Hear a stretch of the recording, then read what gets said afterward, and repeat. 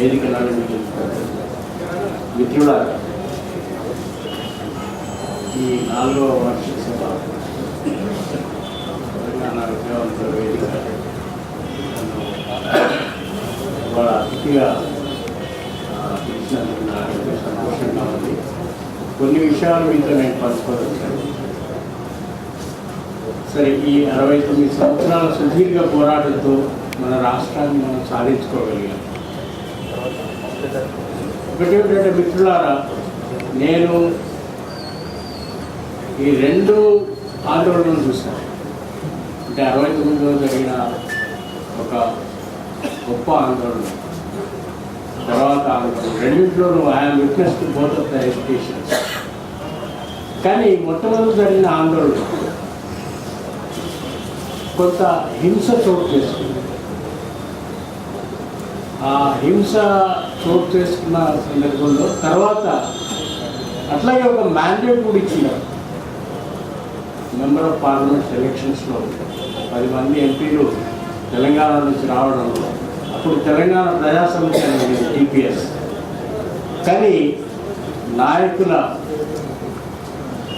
కుట్రల వల్ల అప్పుడే రావాల్సిన తెలంగాణ అప్పుడు రాలేదు.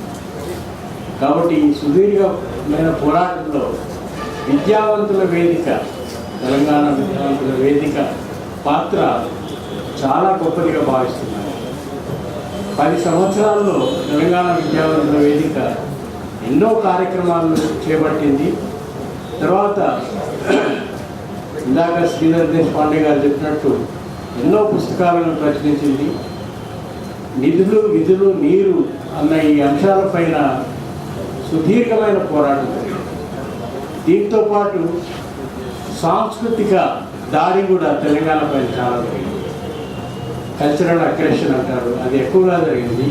మన భాషను, యాసను ఆంధ్రపాలకులు చాలా ఒక వ్యక్తిగత ధోరణిలో వాళ్ళు ప్రస్తావించేవాళ్ళు. అలాంటి మన ఆత్మగౌరవాన్ని చాలా దెబ్బతీసేవాళ్ళు. మిత్రులారా, ఇప్పుడు మనం రాష్ట్రాన్ని సాధించుకున్నాము, ప్రత్యేక తెలంగాణను సాధించుకున్నాము. తెలంగాణలో ప్రభుత్వం ఏర్పడింది. ఇందాక దేశపాండే గారు చెప్పినట్టు రాష్ట్రం అయితే ఏర్పడింది, కానీ ఉమ్మడి సబ్జెక్ట్ చాలా ఉన్నాయి. ఒకటేంటంటే విద్యా పరంగా మనం చూసినట్టు ఉన్నత విద్యలో ఉమ్మడి భాగస్వామ్యం ఇంకా ఉంది. కానీ ఇప్పటికీ నాకు చాలా ఆశ్చర్యకరంగా ఉంది. ఒక రాష్ట్రం ఏర్పడిన తర్వాత రాష్ట్ర ప్రజల నిర్ణయాలు తీసుకోవాలి. రాష్ట్రంలో మన కార్యక్రమాలను మనమే నిర్వహించుకోవాలి. అలాంటిది ఈ ఉమ్మడి కార్యక్రమాల్లో మనకు ఒక స్వతంత్రత లేకుండా అయిపోయింది. So we are still in a way that we don't have independence అన్నట్టుగా ఉంది. చాలా విషయాల్లో ఉంది. ఉమ్మడి రాజధాని, ఉమ్మడి ఇవన్నీ చాలా ఉన్నాయి. కాబట్టి మిత్రులారా, ఇప్పుడు వచ్చిన కొత్త ప్రభుత్వంలో ఎలక్షన్ మేనిఫెస్టోలో ఉన్న విషయాలు చాలా ప్రస్తావిస్తున్నారు. వాటన్నింటినీ అమలు చేస్తామంటున్నారు. కానీ విద్యావంతుల వేదిక ఒక వాచ్ డాగ్ లాగా ఉండాలని నేను భావిస్తున్నాను. ఎందువల్లంటే ఇప్పుడు సాధించింది ఒక ఎత్తు అయితే, ఈ సామాజిక తెలంగాణ నిర్మాణంలో వీళ్ళ పాత్ర చాలా గణనీయంగా ఉండాలి. సరే, తెలంగాణ ప్రభుత్వం అన్నది దళితులకు 3 ఎకరాలు భూమిస్తా అన్నది, తర్వాత చెరువులు, వీటన్నింటినీ చాలా చాలా విషయాలు చెప్తా ఉంది. కానీ అవి ఎంతవరకు నెరవేరగలుగుతాయి? అవి నెరవేరాలంటే తెలంగాణ విద్యావంతుల వేదిక ఏ విధమైన రోల్ ప్లే చేయాలని చాలా ఇంపార్టెంట్. కాబట్టి నేననేది ఏంటంటే, ఇప్పుడు ఇంతవరకు జరిగిన ఒక ఉద్యమంలో, మహా ఉద్యమంలో ఎన్నో విషయాల్లో తెలంగాణ విద్యావంతుల వేదిక, ప్రొఫెసర్ జయశంకర్ గారు, తర్వాత కోదండరామ్ గారు ఇద్దరు కలిసి 10 ఏళ్ల క్రితం ఈ విద్యావంతుల వేదికను ఏర్పరిచి అన్ని రాజకీయ పార్టీలు భిన్నమైన ఫిలాసఫీస్ ఉన్నవి, తర్వాత బీజేపీ, ఆర్ఎస్ఎస్ లాంటి అన్ని పార్టీలను ఏకతాటిపై తెచ్చి ఈ ఉద్యమాన్ని చాలా విజయవంతంగా నడిపించారు.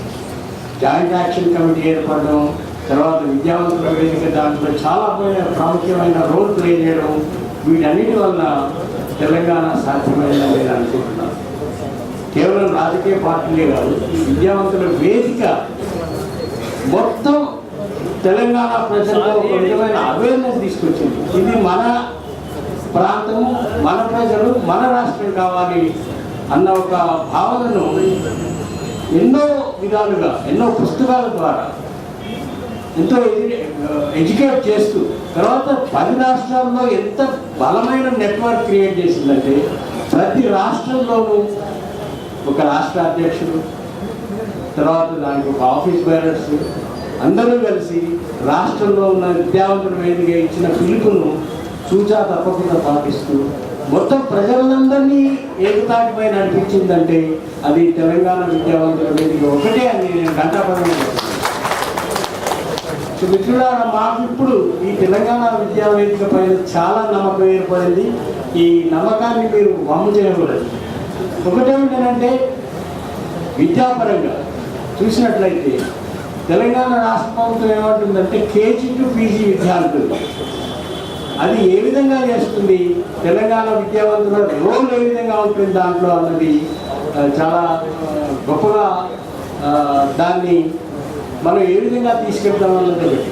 రెండవది ఏమిటంటే, ప్రతి రాష్ట్రంలోనూ ఒక రెసిడెన్షియల్ పాఠశాల.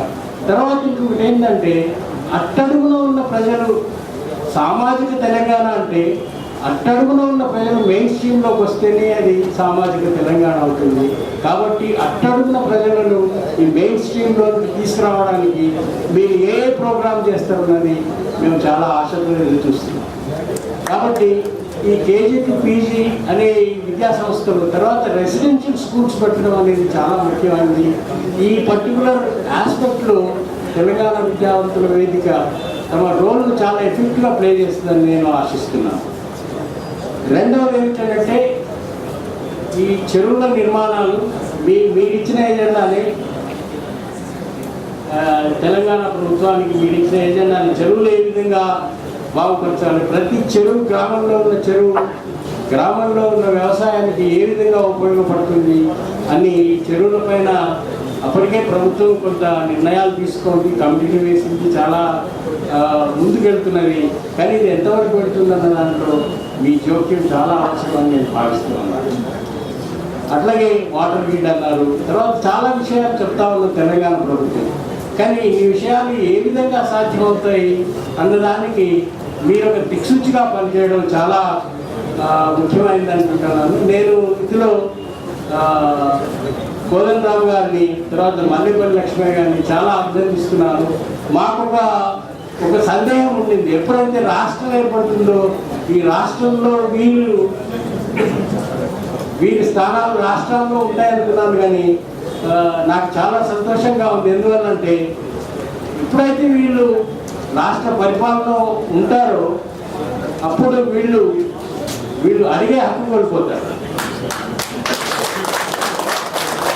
ఎందువల్లంటే మనం చూస్తూనే ఉన్నాం, చాలామంది నాయకులు ఇప్పుడు మినిస్టర్లు అయిన వాళ్ళంతా కూడా ఉద్యమంలో ఉన్నవాళ్ళే. ఉద్యమంలో ఉన్నవాళ్ళు ఇప్పుడు ప్రభుత్వం వచ్చిన తర్వాత ప్రభుత్వ పాలసీ, ప్రభుత్వ లీడర్ ఎట్లా చెప్తే అట్లయినా ప్రజలు చెప్తున్నట్టు వినడం అనేది చాలా కష్టం. అది కొంచెం దూరంగా ఉంటుంది. ప్రజలకు యాక్సెస్లో ఉన్నారు వాళ్ళు. కాబట్టి వీళ్ళు ఎప్పుడు ప్రజల వైపు ఉన్నారు, ప్రజలకు యాక్సెస్గా ఉన్నారు. కాబట్టి ప్రజావాణిని వీళ్ళు వినిపించినంత కఠినంగా ప్రభుత్వంలో ఉన్న మంత్రులు వాళ్ళు వినిపించారని నేను అనుకుంటున్నాను. ఎందువల్లంటే మాకు ఆ విధమైన ఎక్స్పీరియన్సెస్ చాలా ఉన్నాయి. ఒక మినిస్టర్ ముందున్న వ్యక్తి మినిస్టర్ అయిన తర్వాత అతని కాళ్ళు చేతులు కట్టేసింటారు. అలాంటి పరిస్థితుల నుంచి మీరంతా బయటపడ్డారు. మీరంతా ప్రభుత్వంలో చేరలేదు. నేను మిమ్మల్ని అభినందిస్తున్నాను. ఎస్పెషల్లీ కోదండరాము తర్వాత మన మల్లేపల్లి లక్ష్మయ్య గారి ఇద్దరిని నేను నా హృదయపూర్వకంగా వాళ్ళను అభినందిస్తున్నాను. ఎందువల్లంటే వాళ్ళు ప్రభుత్వాన్ని అడిగే పరిస్థితిలో ఉన్నారు.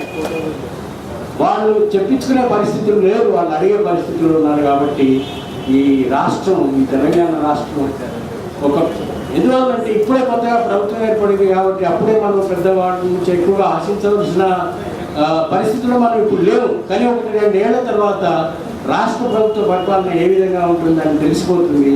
వీళ్ళ రోల్ దానికి చాలా ఒక వాచ్ లాగా, ఒక చెక్ లాగా ఉండాలని నేను భావిస్తున్నాను. మిత్రులారా, మనకు రాష్ట్రం వచ్చింది. మన రాష్ట్రంలో ఎస్పెషల్లీ ఈ సాంస్కృతిక దాడి ఏదైతే జరిగిందో అది నిర్మించాలి. తర్వాత అకాడమీలో సిలబస్లో తెలంగాణ గురించి ఎక్కువగా ప్రస్తావన జరగాలి. గోదావరి గట్టు ఉంది, గట్టు మీద చెట్టు ఉంది, అవన్నీ మర్చిపోవాలనుకున్నాం. ఎందుకంటే గోదావరి మనదే కాబట్టి దాన్ని ఏ విధంగా మనం అనుభవించుకోవాలి, దాని నీళ్ళు ఏ విధంగా మనం ఉపయోగించుకోవాలన్న విషయాన్ని ఇంతవరకు మనం ఎక్స్ప్లాయిట్ అయి ఉన్నాం. ఎస్పెషల్లీ నీళ్ళలో చాలా ఎక్స్ప్లాయిట్ అయి ఉన్నాము. సరే, విధుల్లో కూడా చాలా ఎక్స్ప్లాయిట్ అవుతున్నాం. ఇందాక తిరుపతి యాదయ్య గారు చెప్పినట్టు 1,00,000 ఉద్యోగాలు మున్సిపాలిటీలోనూ ఉన్నాయట. అలాంటి ఉద్యోగాలు అన్ని డిపార్ట్మెంట్లోనూ ఉన్నాయి. కాబట్టి మనం ప్రభుత్వం పైన ఒత్తిడి తెచ్చి ఈ నిరుద్యోగ సమస్య, ఎందువల్ల లక్షలాది మంది నిరుద్యోగ సమస్యతో బాధపడుతున్నారు. చాలామంది యువకులు అప్పుడు ఏమన్నారంటే తెలంగాణ వస్తే మనకు ఉద్యోగం చాలా ఈజీగా వస్తుంది అనుకున్నారు. కానీ అంత ఈజీగా అనిపించట్లేదు. ఎందువల్లంటే ఎప్పుడైతే ఉద్యమంలో పాల్గొని ఉంటారో చాలా భరోసాలు ఇస్తారు, చాలా ప్రామిసెస్ చేస్తారు ఉద్యమంలో ఉన్న. ఎప్పుడైతే ఉద్యమంలో ఉన్న వాళ్ళు ప్రభుత్వంలో వస్తారో అప్పుడు 50% కూడా మనకు అవి ఇంప్లిమెంట్ చేసి నెరవేర్చే దాఖలాలు కనబడవు. అందువల్ల మిత్రులారా, మన పిల్లల్ని మనం విద్యాపరంగా చాలా కృషి చేయాల్సిన అవసరం ఉంటుంది. చాలా అనగబడి ఉన్న వాళ్ళు కాబట్టి ఇప్పుడు మన సొంత ప్రభుత్వం ఏర్పడింది కాబట్టి ప్రభుత్వంలో ఈ విషయాల్లో విద్య, వైద్యము అనే 2 విషయాలు, తర్వాత ఉద్యోగాలు 3వ విషయం, వీటన్నింటినీ మొట్టమొదటి అట్టడుగున ఉన్న ప్రజలను పైకి తీసుకురావాలి, వాళ్ళని మెయిన్ స్ట్రీమ్లో తీసుకురావాలి.